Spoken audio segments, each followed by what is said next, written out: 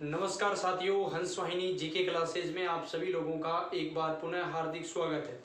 साथियों, मैं रणवीर सिंह राठौड़ और आप सभी लोगों को मैं अध्ययन करवाने वाला हूं भारतीय इतिहास का। भारतीय इतिहास में साथियों हम भारत के यानी कि हम क्रमबद्ध जो पढ़ रहे हैं, महाजनपद काल हमने पढ़ लिया है। महाजनपदों में ही सबसे जो बड़ा महाजनपद है जिसने लगभग सभी महाजनपदों को अपने ऊपर उनके ऊपर अधिकार स्थापित कर लिया था, तो उन्हीं महाजनपदों में से साथियों यानी हम सबसे महत्वपूर्ण महाजनपद पढ़ रहे थे मगध महाजनपद। और मगध महाजनपद किन किन लोगों ने शासन किया, किस किस वंश ने शासन किया, ये बात हमने पढ़ रहे थे। और हमने आरंभ किया था मगध महाजनपद के उत्कर्ष से संबंधित कई चीज़ें हमने बताई थी, उद्देश्य से संबंधित कई बातें की थी, जैसे लोह है, हाथी इत्यादि चीज़ें, वन जो क्षेत्र है चारों तरफ है, प्राकृतिक जो आवरण है, यहाँ की योग्य शासक है वो है, गंगा नदी के आसपास है, वो हमने बात पढ़ी थी। उसके बाद साथियों हमने पढ़ा था कुछ इंपॉर्टेंट बातें कि यहाँ पर मतलब वंश कौन कौन से थे। तो देखिए आप लोगों को उंगलियों पर अपने आप याद हो जाएगा। मैंने आपको एक ट्रिक बताया था, हसीन मौर्य, यानी कि हसीन मौर्य का मतलब है से हरिक वंश, उसके बाद शिशुनाग वंश, उसके बाद नंद वंश और उसके बाद मौर्य वंश हमने पढ़ा, मतलब हमने इनके बारे में जान ली। और इनके अलग अलग हमने मतलब संस्थापकों के बारे में हमने पढ़ लिया था, एक एक व्यक्ति का संस्थापक कौन था।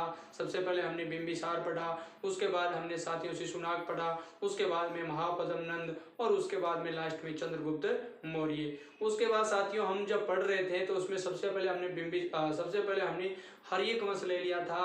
और हर्यक वंश से संबंधित हम बात पढ़ रहे थे साथियों, और हर्यक वंश का पहला शासक हम पढ़ चुके थे जिसका नाम था साथियों हर्यक वंश, है ना। संस्थापक हमने पढ़ा बिंबिसार 544 से 412। ये चीज मैंने कल वाली जानबूझकर यहाँ ली है क्योंकि यहाँ पर एक छोटी सी त्रुटि है, उसको भी मैं दूर कर देता हूँ क्योंकि मैंने बाद में इसके ऊपर देखा था। देखिए जो त्रुटि है वो क्या है, गौर करके देखिए। त्रुटि है एक, देखो ये शब्द मैं बार बार चंड प्रद्योत कह रहा हूँ, चंड प्रद्योत कह रहा हूँ, लेकिन लिख यहाँ पे रहा हूँ, तो ये तो सामान्य सी बात है, आप समझ गए। लेकिन फिर भी त्रुटि होती है, इसको सही करना चाहिए। दूसरी बात एक और साथियों, एक और जो मतलब पीछे की त्रुटि है उसको भी मैं यहाँ सुधार देता हूँ। हालांकि नीचे कमेंट में मैंने लिखा है, आज टेस्ट में भी इस प्रकार की चर्चा हुई थी। तो और वो क्या था साथियों, वो ये था कि राजेश्वर, देखिए वास्तव में वो शब्द मैं रामेश्वर ही लिख रहा हूँ मेरी दृष्टि से, तो ठीक है, लेकिन वो वैसे ही लिख दिया, लिख भी राजेश्वर दिया, एक आध बार उच्चारण भी राजेश्वर का कर दिया। देखिए रामेश्वर ही ज्योतिर्लिंग है, भगवान का ध्यान रखना। रामेश्वर ना हमने बात पढ़ी थी रामेश्वर की, दक्षिण भारत के अंदर, तमिलनाडु के अंदर साथियों ना, ठीक है। तो ये बात आप लोग याद करना, राजेश्वर नहीं है रामेश्वर है, ठीक है।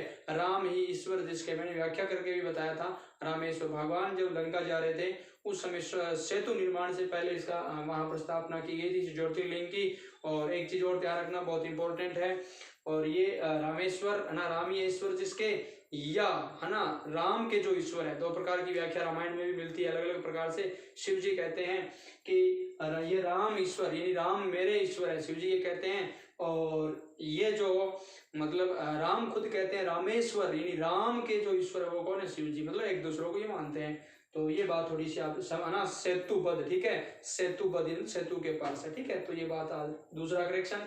तीसरा करेक्शन एक और छोटा सा रह गया था, वो कंफ्यूज था, करेक्शन नहीं है वो, थोड़ा ध्यान रखना। एक बात आई थी आज ही के टेस्ट में आई थी साथियों, और वो ये थी कि अपन बात करें लिंग पूजा की सर्वप्रथम उल्लेख। तो साथियों लिंग पूजा का वास्तव में सही है, विद्यार्थी बता रहे थे लेकिन मेरे दिमाग में उस समय से बात चली गई थी। तो ध्यान रखना, लिंग पूजा का वास्तव में सर्वप्रथम उल्लेख मत्स्य पुराण में भी है, मत्स्य पुराण में, और अनुशासन पर्व में भी उल्लेख मिलता है, लेकिन सर्वप्रथम व्यापक उल्लेख मत्स्य पुराण में मिलता है। ये बात ध्यान रखना, अनुशासन पर्व महाभारत का, वहां पर भी लिंग पूजा का उल्लेख मिलता है। तो इसलिए मैंने 2 मिनट लेनी जरूरी समझी।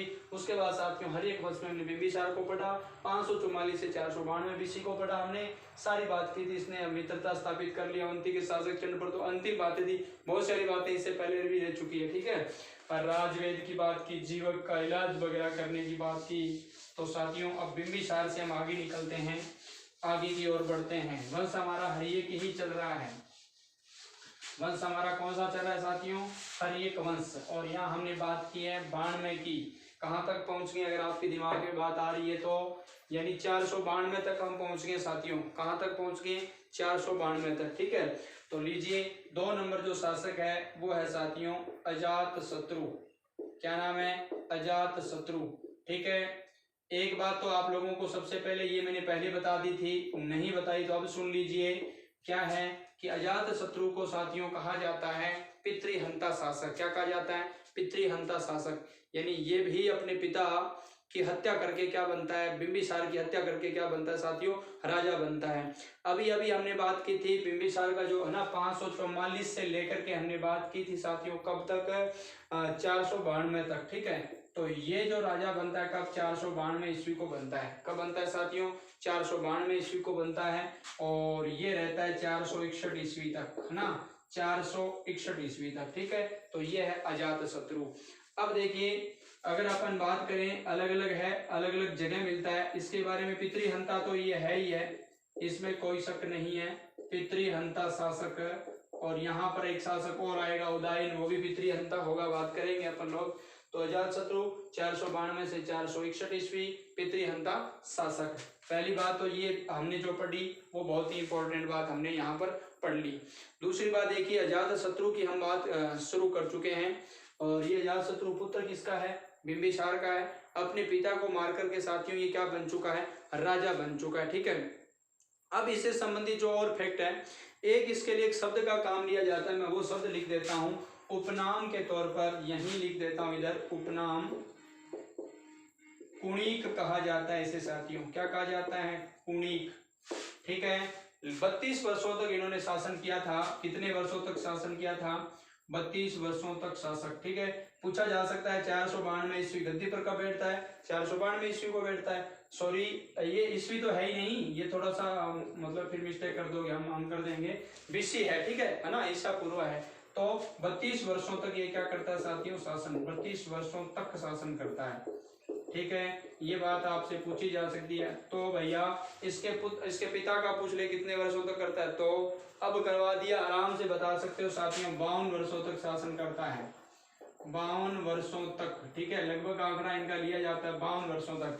आपको अपने आप पता चल गया, अरे भैया 544 से लेकर के जब ये कहानी कब आती है 492 तक, तो अपने आप ही ये 52 वर्ष बच जाते हैं। 44 तो वो बच गए जो एकदम पूरे पड़े हैं, और फिर 8 ये हो गए, है ना, 8 4 12 यानी 52। ठीक है, तो ये जोड़ तो आप जानते ही हो। उपनाम की बात कर रहे हैं साथियों, कुणिक है। 32 वर्षों तक इसने क्या किया है? शासन किया। ठीक है, किसने? अजात शत्रु ने। अब देखिए इससे संबंधित और हम क्या क्या बात पढ़ सकते हैं, वो बहुत ही महत्वपूर्ण है। वो क्या है? एक जो इंपॉर्टेंट बात है वो इसकी ये है कि कौशल जो राज्य होता है साथियों, कौशल का राजा होता है प्रसेनजित। ठीक है, मैं इसी प्रकार थोड़ा सा बना देता हूं ताकि आपको अच्छी तरह से याद रह जाए। अजात शत्रु। ठीक है, अजात शत्रु वर्चेज मतलब युद्ध होता है किसके बीच में? यानी कौशल का राजा है जिसका नाम है प्रसेनजित। पहले भी पढ़ा आप इस व्यक्ति को, प्रसेनजित को। ठीक है ना, ये प्रसेनजित कहाँ का है? कौशल का है। और काशी को लेकर इनका झगड़ा पहले से ही चल रहा था, आप जानते होंगे। बिंबिसार के समय भी होता क्या है? अजात शत्रु के द्वारा आक्रमण किया जाता है। ये प्रथम बार आक्रमण होता है भैया, आक्रमण प्रथम बार जो आक्रमण होता है अजात शत्रु के द्वारा ही किया जाता है। और यहाँ पर युद्ध इन दोनों के बीच में होता है साथियों। तो प्रथम बार आक्रमण में अजात शत्रु की क्या हो जाती है साथियों? विजय हो जाती है, यानी इसकी क्या हो जाती है? जीत हो जाती है। ठीक है, प्रथम बार यही आक्रमण ये करता है। द्वितीय बार, ध्यान रखना, बहुत इंपॉर्टेंट बात बता रहा हूं यहाँ से। द्वितीय बार यानी कि जब दूसरी बार आक्रमण करता है तो साथियों ध्यान रखना, अब की बार। ठीक है, हाँ, अब की बार ये जो प्रसेनजित है ना साथियों, इसकी क्या हो जाती है? जीत हो जाती है। ठीक है, प्रसेनजित की क्या हो जाती है साथियों? जीत हो जाती है। फिर भी देखिए यहाँ इस जीत में भी इसकी, है ना, एक तरीके से देखो, प्रसेनजित की दूसरे युद्ध में क्या हो गई? जीत, और इसकी क्या हो गई? हार हो गई। ठीक है, ये बात समझ चुके, दोबारा सुन लीजिए। अजात शत्रु के द्वारा आक्रमण किया जाता है प्रसेनजित के ऊपर कौशल के। प्रथम बार में जीत अजात शत्रु की होती है और इसकी क्या हो जाती है साथियों? हार। ठीक है, ये बात समझ गए आप लोग, समझ गए? ठीक है, उसके बाद देखिए द्वितीय बार आक्रमण किया जाता है तो द्वितीय बार इसकी हार हो जाती है, इसकी जीत। इसकी मतलब इसकी अजात शत्रु की। ठीक है, तो अब यहाँ पर क्या होता है? हारने के बावजूद भी उसको कुछ अच्छी चीजें हाथ आती हैं, और वो यहाँ पर क्या है साथियों? देखिए ये जो प्रसेनजित होता है ना, यहाँ पर ये प्रसेनजित क्या करता है? अपनी पुत्री वजीरा का विवाह, अपनी पुत्री वजीरा का विवाह, वजीरा का जो विवाह है वो कर देता है ये व्यक्ति। साथियों ध्यान रखना, अपनी पुत्री वजीरा का विवाह कर देता है अजात शत्रु के साथ। किसके साथ साथियों? अजात शत्रु के साथ। ये बहुत ही महत्वपूर्ण बात है, अजात शत्रु। ठीक है, इससे पहले आपने महाकौशला का विवाह बिंबिसार के साथ करवाया था, तो यह ध्यान रखना विवाह किसके साथ करता है? अजात शत्रु के साथ है। और वापिस जो काशी है उसके लिए लड़ाई थी तो वापस दे दी जाती है साथियों, वापस काशी सौंप दी जाती हैं, काशी दे दी जाती हैं। काशी किसको वापस दे दी जाती हैं? अजात शत्रु को। जो एक बार यहाँ हार जाता है तो दोबारा सुन लीजिए, बाद में ज्यादा गहराई के बहुत ज्यादा अंदर तो जाने की आवश्यकता नहीं, सीधी सीधी बात बताई थी। अजात शत्रु 492 से 461 बीसी और पितृहंता शासक है, अपने पिता को मार करके 492 ईस्वी में गद्दी में बैठा है। ये ईस्वी पूर्व है, उपनाम कुणी का 32 वर्षों तक शासन करता है। और इस बिंबिसार की 52 वर्ष आप लोग याद कर लेना। उसके बाद मैंने वैसे यहाँ सीधा डायरेक्ट कोई पूछेगा लेकिन फिर भी ध्यान रखना, ठीक है। जैसे राजस्थान में पूछ लेते हैं 52 मतलब युद्धों के विजेता, 52 वर्ष राजस्थान में भी एक शासक ने राज्य किया था। देखते हैं कौन, आप कमेंट बॉक्स में लिखना बात, ठीक है। राजस्थान के इतिहास में भी 52 वर्ष एक व्यक्ति ने शासन किया था, वो आप लोग लिखना, ठीक है। हाँ, मुगलों की सेवा की थी 52 वर्ष तक, ठीक है। तो ये बात थोड़ी सी बहुत इंपॉर्टेंट लिखना। और 52 युद्धों के विजेता तो मालदेव जानते हो आप लोग, ठीक है। तो अजात शत्रु की बात हम कर रहे थे, आक्रमण, प्रथम बार जीत, प्रसेनजीत, कौशल की हमने बात कर ली, है ना। प्रथम बार तो इसकी जीत होती है, दूसरी बार इसकी जीत होती है। पुत्री वजीरा का विवाह यहाँ पर किया जाता है, अजात शत्रु के साथ वापस काशी दे दी जाती है। तो ये दोनों युद्धों का मैंने आपको उल्लेख कर दिया। अब इसके बाद देखिए साथियों, अजात शत्रु है, ये भी एक साम्राज्यवादी शासक है। शासक कौन सा भैया? साम्राज्यवादी शासक है, साम्राज्यवादी। और साम्राज्यवादी का मतलब हो गया, है ना, इन दा पावे को नहीं, अपन अपनी भाषा में कह सकते हैं कि ये क्या कर रहा है, यानी अपने साम्राज्य का विस्तार आगे फैलाना चाहता है। जिस प्रकार वर्तमान समय में चीन जिस प्रकार से साम्राज्यवादी है, ठीक है। तो अजात शत्रु की हम बात कर रहे हैं। तो ये महत्वपूर्ण फैक्ट बताने के बाद अब मैं आपको इसके आगे की कहानी बताता हूँ। जैसे ही साथियों ये यहाँ पर इसके ऊपर काबू पाने के बाद ये कहाँ पर जाता है, इसका सारा ध्यान एक तरफ लगा देता है, किसकी ओर? वजी संघ की ओर। देखिए होता क्या है कि यहाँ पर जो अजात शत्रु के विरुद्ध है ना, वजियों ने मिलकर के वजी संघ का निर्माण कर लेते हैं। ये मतलब जो गणराज्य था, हमने बात की थी, ये सारे लोग क्या हो जाते हैं, एक इकट्ठे हो जाते हैं गण के लोग, और मगध के विरुद्ध रहते हैं ये, ठीक है। तो अजात शत्रु को वहां के क्षेत्रों को जीतना है, और जीतने के लिए अब मुश्किल है क्योंकि इनका बहुत तगड़ा संघ है। ये कोशिश करता है लेकिन इनका संघ बहुत तगड़ा है, ये जीत नहीं पाता। तब ये अजात शत्रु क्या करता है, देखिए महात्मा बुद्ध से ये राय लेता है, महात्मा बुद्ध से परामर्श लेता है, ठीक है। बुद्ध से परामर्श, ऐसी बात मिलती है, परामर्श लेता है। और क्या लेता है कि इसके ऊपर कैसे विजय की जाए, ठीक है। तो बुद्ध के परामर्श से साथियों बहुत ही महत्वपूर्ण है, ठीक है। हाँ, अब यहाँ पर एक व्यक्ति का नाम मिलता है, इसके है ना, मतलब सेनापति का नाम, थोड़ा सा ध्यान रखना। 2-3 प्रकार से उस नाम का उल्लेख मिलता है, लेकिन आप जैसे ही इस नाम के प्रति जो भी बात हो वो आप लोगों को क्या करनी है साथियों, लिख लेनी है। मैं बात किसकी कर रहा हूँ? अजात शत्रु की, ठीक है। तो अजात शत्रु का एक मंत्री है, और उस मंत्री का नाम क्या है साथियों? वर्षकार है। थोड़ा सा देख लेना, मैं 3 नाम एक साथ बताता हूँ, तीनों को आप नोट करना, ठीक है। एक जैसे ही है, ये बुद्ध से परामर्श लेता है, पहली बात तो ये, और परामर्श लेकर के फिर ये क्या काम करता है। अरे पहले तो ये बात करनी चाहिए थी, हम मंत्री तक पहुंच गए, रुको एक थोड़ा सा रुकिए। आप देखिए वजी संघ की बात कर रहे हैं, बुद्ध से परामर्श लेता है। बुद्ध परामर्श क्या देता है? बुद्ध ये परामर्श देता है कि इसमें फूट डाल दो, फूट डालो, ठीक है, बस और कुछ नहीं है, ठीक है। अंग्रेजों की नीति ना, फूट डालो और राज करो। उसी प्रकार कहते हैं कि महात्मा बुद्ध ने भी यहाँ पर ये बात कही थी कि इस वजी संघ में क्या डालो? फूट डालो, और फिर इस पर क्या कर लो? विजय कर लो, ठीक है। ये बात किसने कर दी, है ना, ये बात कर दी साथियों, किसने किया भैया? वजी संघ के जो अजात शत्रु है, वजी संघ को जीतने के लिए जाता है, बुद्ध से परामर्श लेता है, और ये क्या कर लेता है? फूट डालने को कहता है। अब देखिए यहाँ पर और तो अजात शत्रु का कुछ चलता नहीं, तो अजात शत्रु भी ये फूट डालने की कोशिश करेगा। तो ये यहाँ पर वजी संघ में एक व्यक्ति को भेजता है, ये अपने मंत्री बहुत ही महत्वपूर्ण है। इस मंत्री का नाम देखिए, मैं आप लोगों को क्यों कह रहा था, वरस्कार एक शब्द ये मिलता है, एक शब्द मिलता है वरस्कार, एक शब्द मिलता है वस्कार। बात एक ही है, ठीक है, बात एक ही है भैया। थोड़ा सा देख लेना, अपने मंत्री, ये एक ही आदमी, कोई तीन आदमी नहीं है, ये थोड़ा सा ध्यान रखना। एक के ही तीन नाम अलग अलग जगह प्रिंट, कहीं पर तो मिस प्रिंट जरूर हुई है चीजें। तो वस्कार, वस्कार या वस्कार, ये इन दोनों मतलब ये एक ही आदमी है, ये इनका क्या है, मंत्री है। और ये अपने मंत्री को भेजता है कहाँ पर, कहाँ पर भेजता है, अवधी संघ में। कहाँ पर भेज देता है, अवधी, जो महाजनपद आपने पढ़ा था, जो कि गणराज्य था, अवधी में, अवधी में। और ये यहाँ पर क्या कर लेता है साथियों, फूट डालता है। ये क्या कर लेता है, फूट डालता है। और फिर युद्ध भी होता है, ध्यान रखना भैया। फिर क्या होता है, युद्ध, और युद्ध करके वज्जी को जीत लिया जाता है।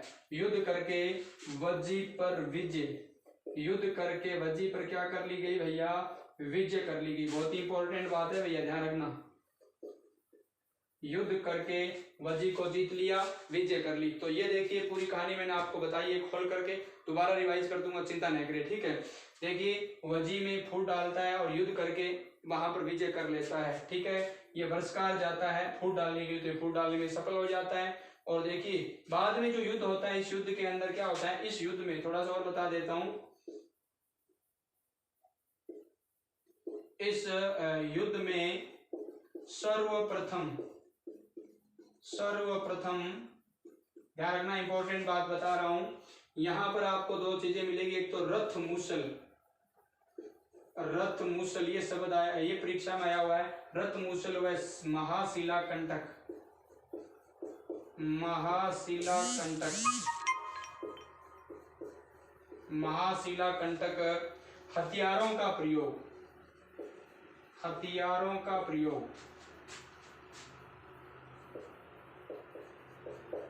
प्रयोग किया गया। ध्यान रखना भैया, पूछा जा सकता है कि अजात शत्रु ने किस युद्ध में रथ मूसल व महाशिला कंटक का हथियारों का प्रयोग किया गया।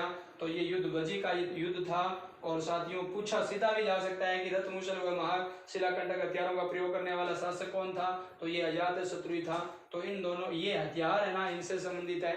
तो ये बहुत ही महत्वपूर्ण है, इस बात को आप लोगों को नोट करना है। और एक बात तो जानते ही हो, जब 461 ईस्वी की बात करेंगे, इसी के पुत्र के द्वारा इसकी क्या कर दी जाती है साथियों, हत्या। 461 बीसी ईसा पूर्व बीसी को उदाइन द्वारा हत्या, उदाइन द्वारा हत्या बहुत ही महत्वपूर्ण है। 461 बीसी को उदाइन द्वारा हत्या कर दी जाती है। और कहते हैं कि उदाइन इसका पुत्री था, तो ये भी पितृहंता कहलाता है। इस वंश में पितृहंता काफी मिलेंगे आप लोगों को, लेकिन दो का स्पष्ट रूप से उल्लेख मिलता है, ठीक है। अंत में इन पितृहंताओं से तंग आकर के इनका एक अहमात्य होता है जिसका नाम होता है नागदशक, और उसके द्वारा यहाँ पर क्या कर लिया जाता है साथियों, अधिकार भी कर लिया जाता है। अपन बात करेंगे, ठीक है। तो अब अपन अगला बिंदु यहीं से शुरू करेंगे, ठीक है। हाँ, अगला बिंदु यहीं से शुरू करेंगे, इसके आगे से। तो मैं एक बार सारी कहानी को दोबारा रिवाइज करूंगा ताकि आपके पूरी तरह से दिमाग में बैठ जाए। अजात शत्रु 492 ईस्वी से लेकर के 492 ईस्वी पूर्व से लेकर के 461 ईस्वी पूर्व है, पितृहंता शासक है, साम्राज्यवादी शासक है। उसी के तहत ये क्या करता है, वज्जी संघ है ना। उधर पहले मैंने वो आपको प्रसेनजित वाला युद्ध बता दिया, कौशल वाला, ठीक है। वो सारी कहानी, विवाह, वजीरा के साथ विवाह कर लिया। और इधर बिंबिसार के साथ पहले किया था, वो कौन, उसकी बहन थी महाकौशला, हमने थोड़ा करेक्शन भी किया था। तो अपने मंत्री वस्कार और वस्कार इसको भेजता है। पहले बुद्ध से सलाह लेता है, बुद्ध कहते हैं कि फूट डालो वज्जी संघ में और उसको क्या कर लो, जीत लो। तो फूट डालने के लिए वस्कार मतलब एक ही बात है। इनको यहाँ पर भेजता है, कहाँ, वज्जी में फूट डालता है और ये जाता है, फूट डालता है और युद्ध भी होता है। उस युद्ध में साथियों अजात शत्रु के द्वारा क्या किया जाता है, यहाँ पर रथ मूसल व महाशिला कंटक हथियारों का क्या किया जाता है, प्रयोग किया जाता है, ठीक है। तो ये बहुत ही महत्वपूर्ण बात है। 461 बीसी यानी ईसा पूर्व को उदाइन द्वारा अपने पिता की हत्या कर दी जाती है। बौद्ध ग्रंथों के अनुसार तो पितृहंता होता है, लेकिन जैन ग्रंथ तो कहते हैं ये तो पितृभक्त शासक था, ठीक है। लेकिन फिर भी देखिए अजात शत्रु आपने पढ़ लिया साथियों, अब मैं अजातशत्रु से आप लोगों को आगे भी लिए चलता हूँ।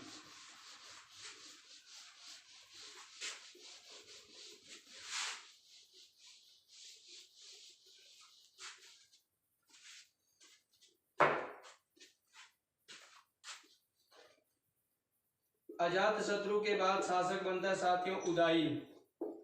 कौन बनता है? उदयन। ठीक है, बहुत ही महत्वपूर्ण है भैया। पहली बात तो ये शासक का बनता है 460 है। अगर अपन बात करेंगे, अभी अभी अपन ये बात कर रहे थे 461 की, ठीक है, तो 61 के अंदर हत्या 60 माइनस होएगा 1, ठीक है, तो ये थोड़े समय के बाद क्या बन जाता है 420 में शासक। ठीक है, तो ये ध्यान रखना, ईसा पूर्व में क्या बन जाता है? शासक बन जाता है। ठीक है, हाँ, कौन बन गया? उदयन। अब इसके बारे में तो सिर्फ सबसे ज्यादा महत्वपूर्ण बात वही है, एक बात तो ये सबसे पहले तो ये है होती है ना, मैंने आपको कहा है बौद्ध धर्म ग्रंथों के अनुसार, बौद्ध ग्रंथों के अनुसार 461 ईस्वी पूर्व अजातशत्रु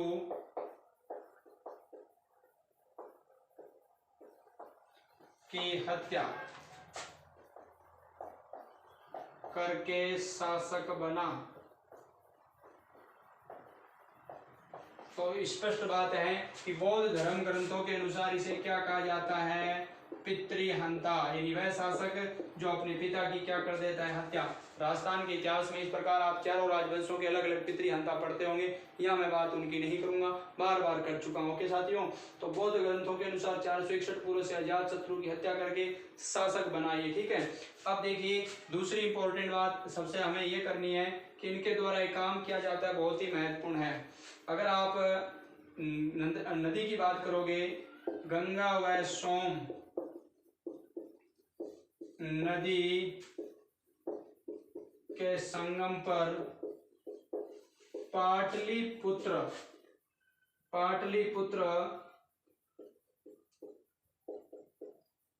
नगर की स्थापना, पाटलिपुत्र नगर की स्थापना और इसी पाटलिपुत्र को राजधानी बनाया। बहुत अच्छा प्रश्न आ सकता है ये कि पाटलिपुत्र को राजधानी किसने बनाया?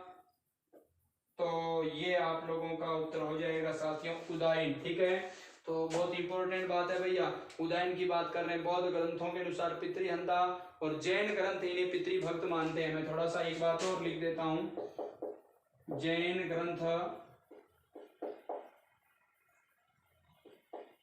ये तो कहते हैं ये पितृभक्त था, तो ये तो कई जगह अपवाद मिलेंगे आप लोगों को, लेकिन ये ध्यान रखना बहुत इंपॉर्टेंट है। और दूसरी मैं जो एक बात आपको बताना चाह रहा था वो ये थी कि उदयन के द्वारा अपने पिता की हत्या करके शासक बन जाता है। अजातशत्रु को अपने पिता को मार के राजा बन जाता है। और गंगा व सोम जो नदी है, सोन है, सोम नहीं है, ये फिर गड़बड़ हो जाएगा, सोन नदी के संगम पर पाटलिपुत्र नगर की स्थापना करता है और इसे ये क्या बनाता है साथियों? राजधानी। तो ये बात किसकी है? उदयन की है। किसकी बात कर रहे हैं हम लोग? उदयन की। ठीक है, पितृहंता वाली बात हमने यहाँ पर की है। जैन ग्रंथ इसको क्या मानते हैं? पितृभक्त मानते हैं। ठीक है, बौद्ध ग्रंथ इसे पितृहंता मानते हैं। तो हम भी बौद्ध ग्रंथों का अनुकरण ज्यादा करेंगे तो ज्यादा वही मिलता है। ठीक है, तो अब एक चीज थोड़ा सा ध्यान रख लेना, बौद्ध धर्म ग्रंथों को तो मानते हैं, लेकिन ये खुद एक चीज बहुत इंपॉर्टेंट है, ये खुद जैन धर्म का अनुयायी था। जैन धर्म का अनुयायी, ठीक है, ये खुद जैन धर्म का क्या था साथियों? अनुयायी था।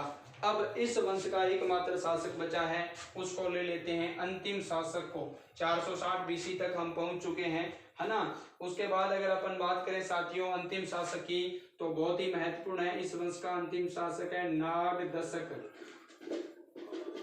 ये बात आपसे कोई पूछ लेगा कि इस वंश का अंतिम शासक कौन है, तो नागदशक है साथियों, हर्यक वंश का अंतिम शासक। हर्यक वंश का अंतिम शासक पूछा जा सकता है ये प्रश्न परीक्षा में। हर्यक वंश का ये अंतिम शासक था। और दूसरी बात, इसी का एमाते है ना, इसी का एमाते का मतलब यहाँ है ना, मतलब एक तरीके से अपन कह सकते हैं मंत्री एमाते, और उसका नाम था साथियों शिशुनाग। शिशुनाग द्वारा, बहुत ही इंपॉर्टेंट है। मैंने सबसे पहले जब हमने ये मस लिखवाया था, हर्यक वंश संस्थापक 52 वर्ष, ये तो हो गया, छोड़ दो उसको। 544 से 412, तो वो 412 ध्यान रखना, ठीक है। तो एमाते शिशुनाग द्वारा, ठीक है, 412 ईस्वी को, 412 ईस्वी को गद्दी से अपदस्थ करके, या हटा करके के लिख सकते हो आप लोग सरल शब्द में, गद्दी से अपदस्थ करके शिशुनाग वंश की स्थापना कर दी। मगध में शिशुनाग वंश की स्थापना। ये लो सा आपका दूसरा राजवंश यहाँ पर स्थापित हो चुका है, ठीक है। अब मैं एक और इम्पोर्टेंट, इतनी बात करके भी एक बहुत इंपॉर्टेंट बात आपको बताने वाला हूँ, और जो आप लोग मतलब अभी हम एक अजात शत्रु के बारे में पढ़ रहे थे, तो उनसे संबंधित एक बहुत ही अच्छी बात है जो मैं अलग बताने वाला हूँ। और वैसे आप लोग जानते भी हो, मैंने पहले भी कई बार उस बात का जिक्र कर चुका हूँ, मैं कई बार जिक्र कर चुका हूँ। अगर आपने साथियों, पहले तो मैं इस चीज को रिवाइज करवाता हूँ। देखिए, उज्जैनी 460 बीसी में शासक, जैन ग्रंथों में पितृवत, बौद्ध ग्रंथों के अनुसार पितृहंता। 461 ईस्वी पूर्व में अजात शत्रु की हत्या करके क्या बन जाता है साथियों, शासक बन जाता है, और गंगा व सोन नदी के संगम पर पाटलिपुत्र नगर की स्थापना करता है, और उसे ही क्या राजधानी बना लेता है। जैन धर्म का क्या साथियों अनुयायी है।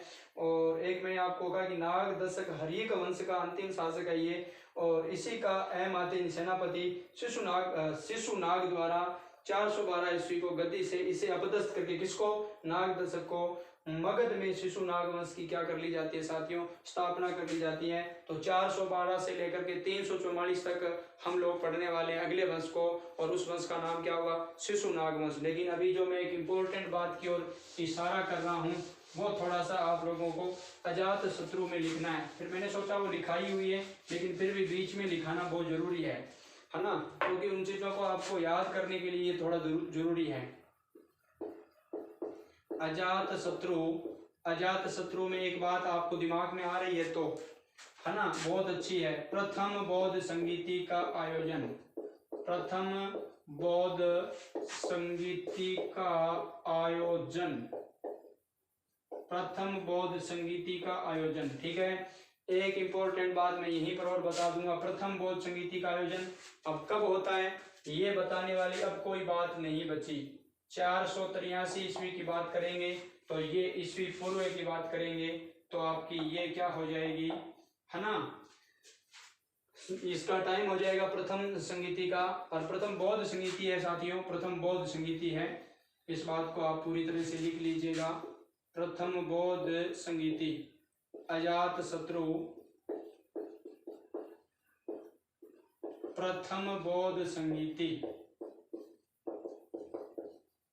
और जैसे ही ये प्रथम बौद्ध संगीति आई है, तो इस आपके दिमाग में बहुत सारी चीजें आ गई है फटाफट, क्योंकि पीछे आपने पढ़ा है।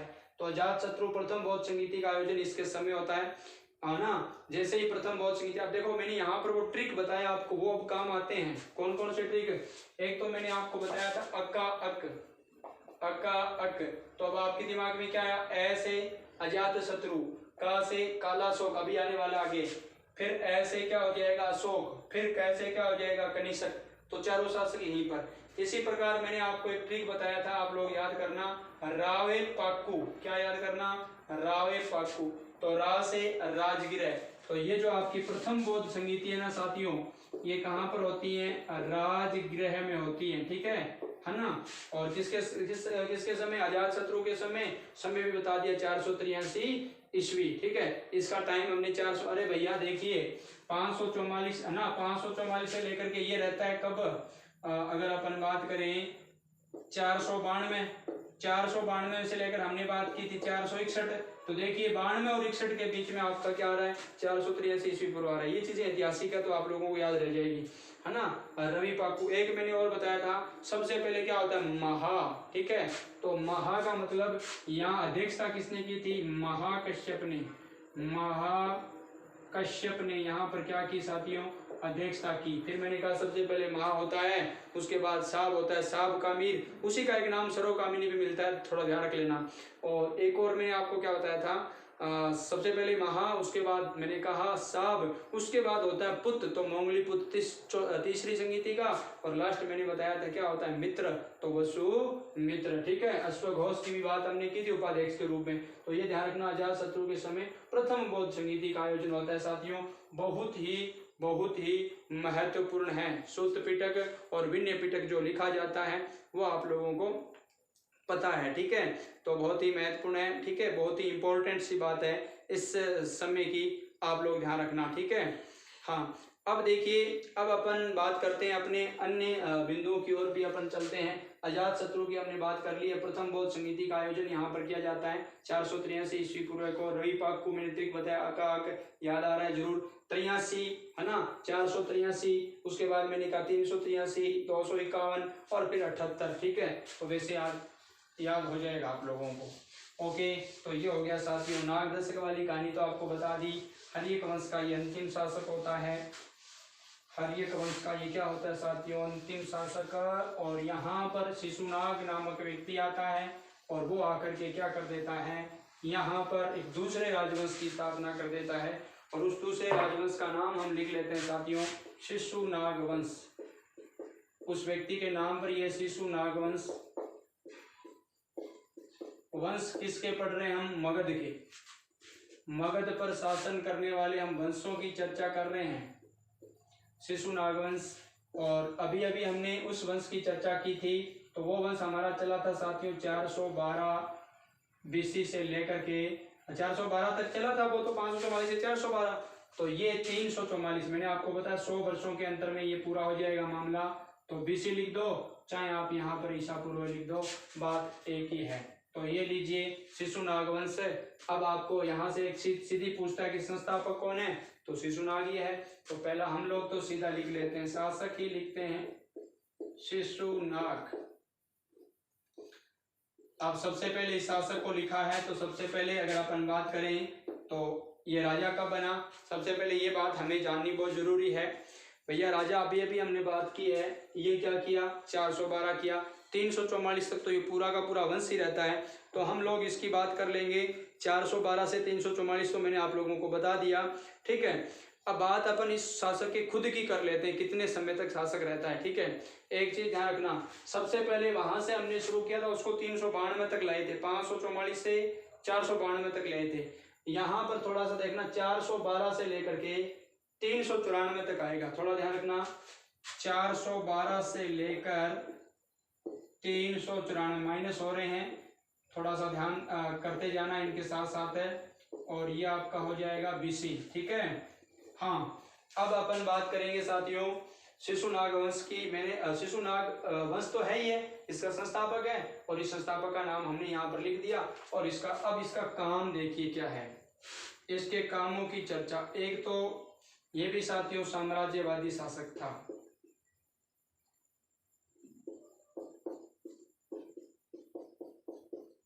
पहली बात तो ये। दूसरी बात ये ध्यान रखना, ये राजा कब बना और किसको हराकर बना, ये बात पूछी जाएगी। तो ये नाग दशक को आप ऐसा लिख सकते हो, मगध के शासक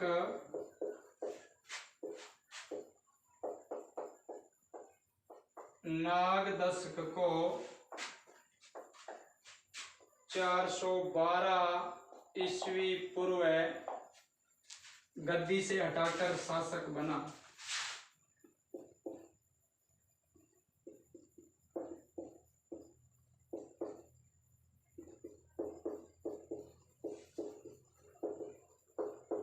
पहली बात तो ये, ठीक है, पहली बात इनकी यही थी।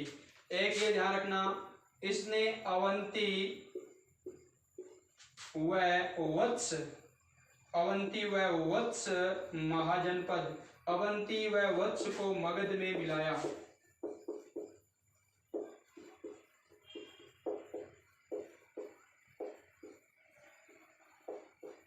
ये बात भी अगर आपसे कोई पूछे तो आप आराम से बता सकते हो, ठीक है। एक और इम्पोर्टेंट बात बता देता हूं, इसने राजधानी पाटलिपुत्र से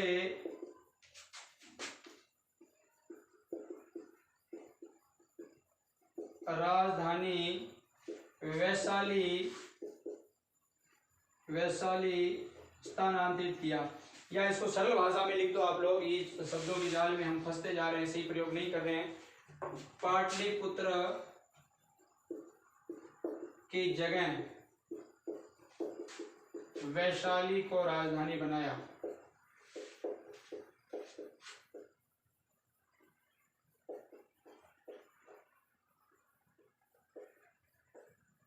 अब बहुत सारी जगह ये बात भी मिलती है साथियों, मैंने ये तो बात बता दी आपको कि पाटलिपुत्र की जगह, इसने पाटलिपुत्र की जगह राजधानी वैशाली बना लिया, लेकिन वैशाली की स्थापना भी इसी के द्वारा की जाती है। जिस प्रकार राजगृह की स्थापना किसके द्वारा की गई थी, बिंबिसार के द्वारा, और कहते हैं कि वही राजधानी बनाता है। उससे पहले भी मैंने मगध के बारे में आपको बताया है, सबसे प्राचीन राजा का उल्लेख मिलता है बृहद्रथ, ठीक है। इस चीज को मत भूलना, क्योंकि मैं जो भी चीज बताता हूँ बहुत इंपॉर्टेंट होती है।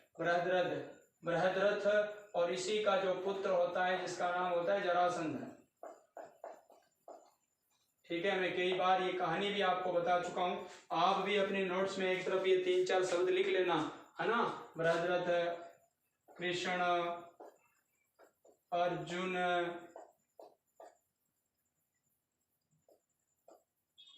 भीम, ठीक है। और भीम के द्वारा इसकी हत्या, सारी बात हमने की थी, ठीक है। वध, ठीक है, युद्ध में वध हुआ, उसको हत्या नहीं कहेंगे हम लोग, ठीक है। मल्ल युद्ध हुआ था, इनका द्वंद्व युद्ध हुआ था, ठीक है। तो ये वाली बात है। तो शिशुनाग वंश के बारे में अपन पढ़ रहे थे, अब शिशुनाग को शुरू कर दिया। 412 से 394 बीसी की बात की। साम्राज्यवादी शासक था, मगध के शासक नागदस को यह हरा करके क्या बनता है, राजा बनता है। अवंती व वत्स को मगध में ये क्या कर लेता है साथियों, मिला लेता है। पाटलिपुत्र की जगह वैशाली को ये क्या बना लेता है साथियों, राजधानी बना लेता है, ठीक है। अब मैं एक इंपॉर्टेंट बात इसके बारे में और बताऊंगा, ठीक है। अगर अपन बात करें बौद्ध ग्रंथ, एक बौद्ध ग्रंथ है जिसका नाम है महावंश। क्या नाम है साथियों, महावंश। देखिए बहुत इंपॉर्टेंट ग्रंथों के नाम मैं बीच बीच में बता रहा हूँ। वैसे ये सिंहली अनुश्रुतियां हैं, दीपवंश, महावंश आपने पढ़ा होगा। मैंने शायद शुरुआत में ये मुझे पता था कि सारी चीजें बीच बीच में आएगी, तो मैंने पहले ही सार रूप में आप सबको सभी चीजें बता दी, ठीक है ना। देखो आपकी वो मदद मिल रही है नहीं मिल रही, आप कमेंट में लिखना कि मदद मिल रही है या नहीं मिल रही है, ठीक है। उसकी क्या कितना फायदा हो रहा है आपको, सारी चीजें पहले बौद्ध ग्रंथ, जैन ग्रंथ सभी के बारे में बताया हुआ है। तो पाटलिपुत्र की जगह वैशाली को इसने क्या बनाया, राजधानी। और मैं जो बात बता रहा था वो ये कि ये जो शिशुनाग था ना, शिशुनाग में से ये खुद कहते हैं कि लिच्छवी के राजा। और वैसे देखिए यहाँ लिच्छवी तो गणराज्य था, तो राजा का सवाल नहीं होता, तो कई जगह राजा लिखा पड़ा है, तो फिर भी ये देख लेना। लिच्छवी के प्रमुख, संघ प्रमुख कह सकते हैं, प्रमुख की नगर वधु शब्द मिलता है, और कई जगह मिलता है नगर ना वेश्या, कई जगह शब्द मिलता है वेश्या का पुत्र है ये, ठीक है। कौन है ये जो शिशुनाग है ना, ये किसका, वजी संघ, ये जो मैंने कहा लिच्छवी के जो प्रमुख थे उनकी नगर वधु, या अपन उसको कह सकते हैं वेश्या का पुत्र था। कौन, ये लिच्छवी के।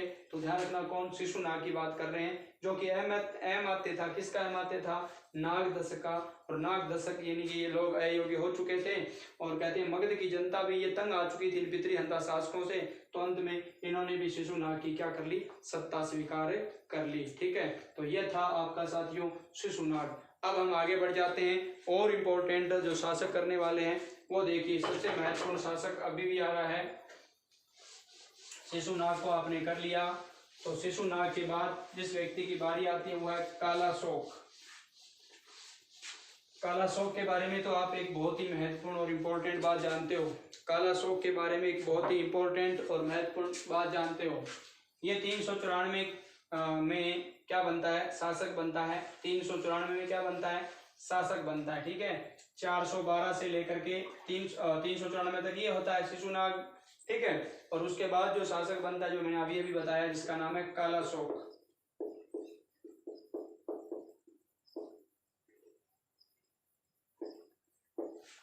और ये व्यक्ति मैंने आपको अभी अभी बता दिया है 394 ईस्वी पूर्व शासक बना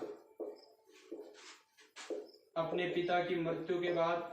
ठीक है, काला शौक नाम क्या है इसका, काला शौक। अशोक नहीं है, काला शौक है। ठीक है, अब इसके समय की जो इम्पोर्टेंट बात क्या है, पहली बात तो मैं यहाँ पर लिए लिख दूंगा।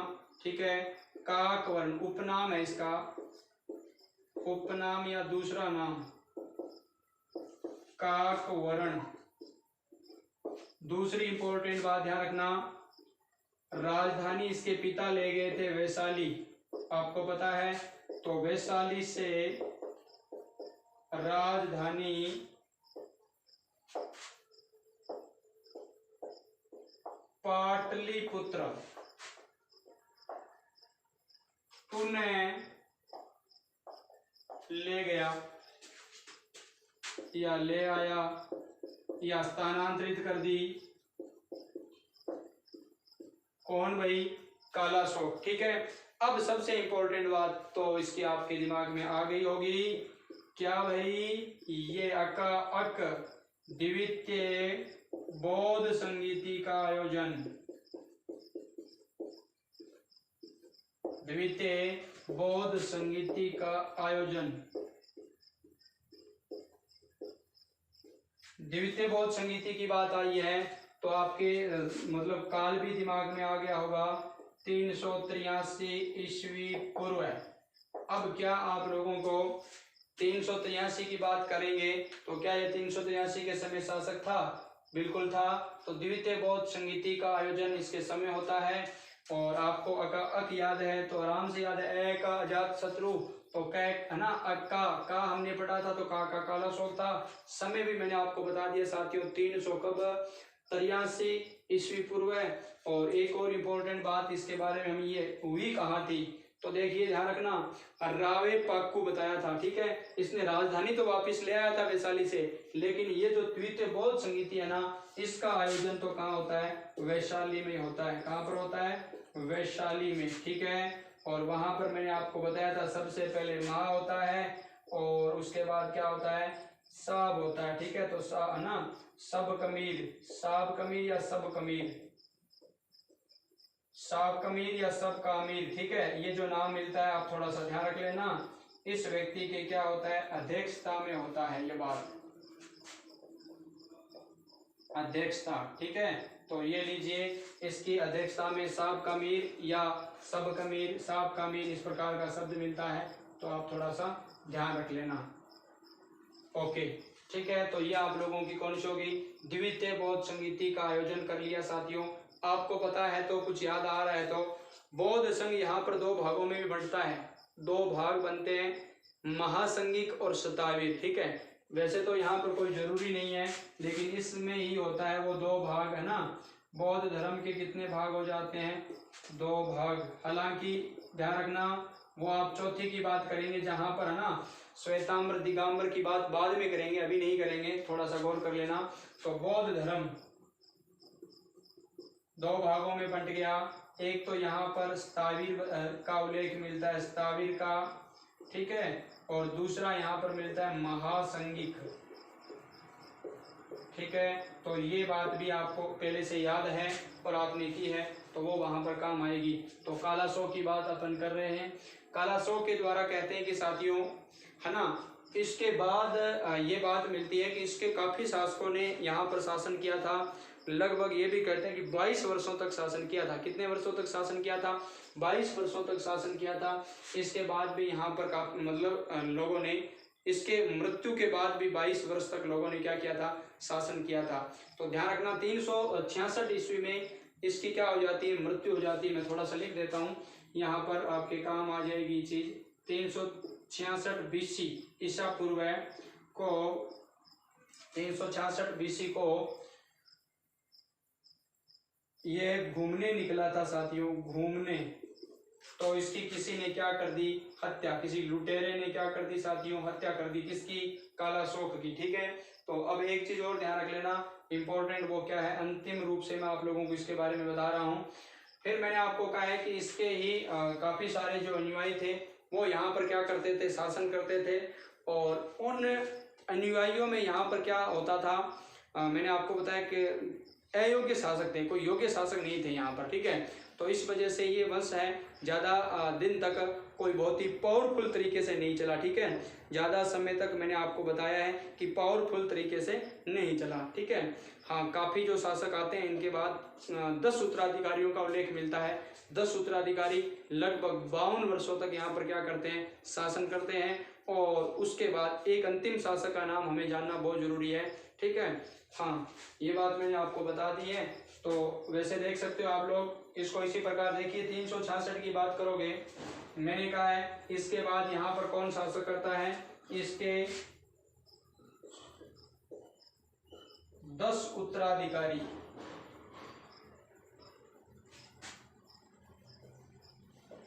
10 उत्तराधिकारियों द्वारा शासन, द्वारा 22 वर्ष शासन, 22 वर्ष क्या किया जाता है, शासन किया जाता है। ठीक है, 10 उत्तराधिकारियों द्वारा 22 वर्ष शासन। अब एक और सबसे महत्वपूर्ण बात, अगर आपके दिमाग में कुछ बैठ रहा है तो अपने आप से ही हो जाएगा। देखिए 66, ठीक है, इसके बाद कितने वर्ष, 22 वर्ष बाद। तो 66 से 22 निकालना पड़ेगा आप लोगों को, उत्तर क्या आएगा, 344। ठीक है, अपने आप उत्तर आ रहा है अगर आप गौर कर रहे हो तो। ठीक है, तो अंतिम जो शासक होता है साथियों, मैं उसका भी नाम लिख देता हूं, नंदी वर्धन, नंदी वर्धन, या इसी का नाम मिलता है महानंदिन, महानंदिन। ठीक है, नंदीवर्धन या महानंदिन। ठीक है, इन दोनों शब्दों का यहाँ पर क्या मिलता है साथियों, उल्लेख मिलता है। और अब मैं एक इंपॉर्टेंट बात लास्ट में यही कहूंगा, नंदीवर्धन और महानंदिन क्या था साथियों, शिशुनाग वंश का अंतिम शासक।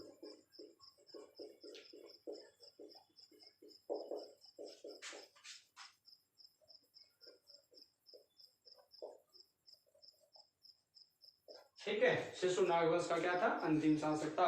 तो नंदीवर्धन, महानंदिन, दूसरा शब्द मिलता है महानंदिन या महानंदिनी, कई जगह नी भी मिलता है। तो शिशुनाग वंश का ये साथियों क्या होता है, अंतिम शासक होता है। और अंतिम का समय भी मैंने आपको बताया, वो देखो उधर वाला, वो 22 अगर माइनस करोगे तो यहाँ से क्या आ जाएगा, 344 आ जाएगा। और 344 ईस्वी में नया राजवंश, अगला राजवंश आ जाता है, इसका नाम होता है साथियों नंदवंश। महानंद के द्वारा वहां पर क्या की जाती है, स्थापना। 1 मिनट में फटाफट रिवाई। शिशुनाग वंश 412 से 344 BC। भरतरथ वो पुत्र जरासंध, वो कहानी मैंने सर्वप्रथम राजा की बता दी, मगध के सर्वप्रथम राजा। बात मगध की करें, मगध का उत्कर्ष पढ़ रहे हैं। कालाशोक 394 ईस्वी शासक बना। उपनाम काकवर्ण, इसे कहा जाता वैशाली से राजधानी पाटलिपुत्र लेकर आया। द्वितीय बौद्ध संगीति का आयोजन हुआ 383 BC ईस्वी वैशाली में। साब कबीर इसके अध्यक्ष थे। और मैंने यहाँ आपको कहा द्वितीय बौद्ध संगीति में 2 भागों में बंट गया, स्थावीर और महासंघिक बौद्ध धर्म। 366 BC को इसे कोई घूमने कहीं घूम रहा था, अचानक इसकी किसी ने क्या कर दी, हत्या कर दी। और इसके 10 उत्तराधिकारियों द्वारा बाद में शासन किया गया, 22 वर्षों तक शासन किया गया। तो 22 वर्षों तक के बाद हम 344 तक पहुंच जाते हैं। अंतिम शासक नंदीवर्धन, महानंदिन साथियों शिशुनाग वंश का अंतिम शासक होता है। तो ये थी कक्षा आपकी, कैसी लगी, है ना। हाँ, काफी स्ट्रगल के बाद ये कक्षा बनाई गई है। तो आप लोग मुझे जरूर बताना कि आप लोगों को सारी चीजें समझ में आ गई। कुछ एक डाउट थे वो भी मैंने आप लोगों को क्लियर कराए साथियों। अब हम अगली कक्षा में आगे हम नंदवंश लेंगे, मौर्य वंश भी हम पढ़ने वाले हैं। तो तब तक के लिए, जब नई कक्षा है तब तक के लिए इंतजार करो। बैक टू बैक कक्षाएं आप लोगों को दी जा रही है साथियों। अब मुझे जाने की इजाजत दीजिए और जाते जाते कमेंट जरूर लिखना आप भी। जय हिंद साथियों, जय भारत, वंदे मातरम।